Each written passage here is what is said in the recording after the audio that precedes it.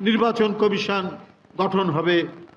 নির্বাচন কমিশনের গঠনের যে প্রস্তাবগুলো আমরা খবরের কাগজে দেখছি, যে সরকারি দল বিরোধী দলের সবার সম্মতিক্রমে আরও নানা ধরনের কিন্তু আমার বক্তব্য হচ্ছে যে ঠিক আছে, ভালো কথা, সংবিধানে এগুলো আইন করে এগুলো ঢুকানো হবে, কিন্তু আপনার সব কিছু করার পরে যদি কোনো ফাঁক দিয়ে ফ্যাসিস্টরা যদি ক্ষমতায় চলে আসে, যে ফ্যাসিস্টই হোক না কেন, চেতনাধারী আওয়ামী ফ্যাসিস্ট হোক, ধর্মের নাম করে কোনো ফ্যাসিস্ট হোক, সে এসে সংবিধানকে কি দুমড়ে মুচড়ে ফেলতে পারে না? হাসিনা করেনি?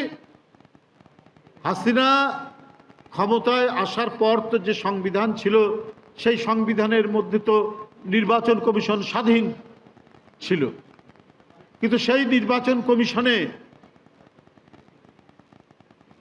যারা নির্বাচন কমিশনার হয়েছে, সেই নির্বাচন কমিশনার সবই শেখ হাসিনার মনোনীত।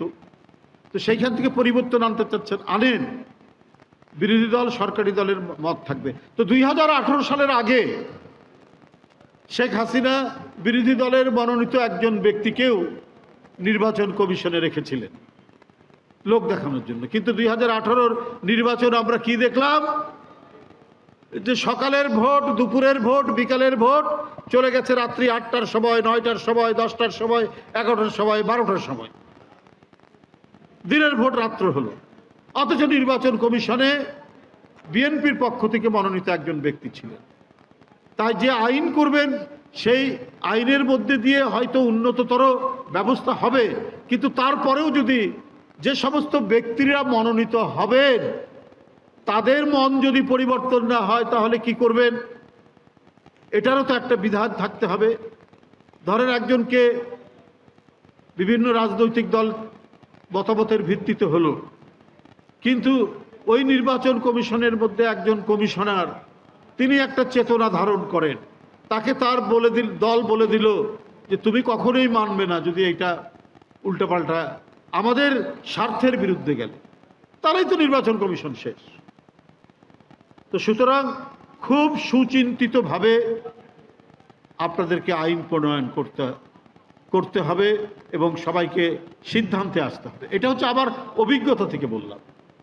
এটার জন্য যারা কাজ করছেন তারা অত্যন্ত দক্ষ লোক, তারা অনেক আলাপ আলোচনার ভিত্তিতে প্রায় ঐক্যবদ্ধর কাছাকাছি আসছেন, এটা খুবই ভালো কথা। এবং পরবর্তীতেও আইন প্রণয়ন যখন হবে, তখন সংবিধানে যখন সংযোজন হবেন, তখন আরও বেশি রিফাইন্ড হয়ে সেটা যাবে, জনকল্যাণমুখী এবং একটি অবাধ সুষ্ঠু নির্বাচন নিশ্চিত করার জন্য সংবিধানে যে সমস্ত বিধানগুলি সংযোজিত হবে, সেই বিধানের ভিত্তিতে যে নির্বাচন কমিশন হবে, সেই নির্বাচন কমিশন অনেক নিরপেক্ষ হবে। কিন্তু এর সাথে এই বিধানও থাকা দরকার, যারা কমিশনার নিযুক্ত হবেন, প্রধান কমিশনার সহ, তাদের নিউট্রালিটি, সে যে চেতনায় বিশ্বাস করুন না কেন, তার নিরপেক্ষতা যেন অক্ষুণ্ণ থাকে। তিনি যেন আল্লাহকে ভয় পেয়ে নিরপেক্ষ দায়িত্ব পালন করেন, তার দল বা তার চেতনার উপর নির্ভর করে যেন না করেন। সেই দেশ, সেই রাষ্ট্র মানুষ প্রত্যাশা করে। সেই প্রত্যাশাটা পূরণ করার প্রাথমিকভাবে পূরণ করবে অন্তর্বর্তীকালীন সরকার। কারণ সকল রাজনৈতিক দল যারা সংগ্রামে ছিল, আন্দোলনে ছিল এবং যারা বুক চিতিয়ে দাঁড়িয়েছে শেখ হাসিনার আইন শৃঙ্খলা বাহিনীর কাছে, তাদের সমর্থিত সরকার হচ্ছে ডক্টর ইউনূসের সরকার। তো সেইখানে এত দ্বিধা, এত দ্বন্দ্ব কেন? কোনো উপদেষ্টার খায়েশ থাকতে পারে, কিন্তু ডক্টর ইউনূস সাহেব তো একটি আন্তর্জাতিক খ্যাতসম্পন্ন মানুষ, একজন গুণীজন মানুষ, সর্বজন শ্রদ্ধেয় মানুষ। তাকে তো জনগণের ইচ্ছা অনুযায়ী, আকাঙ্ক্ষা অনুযায়ী কাজ করতে হবে।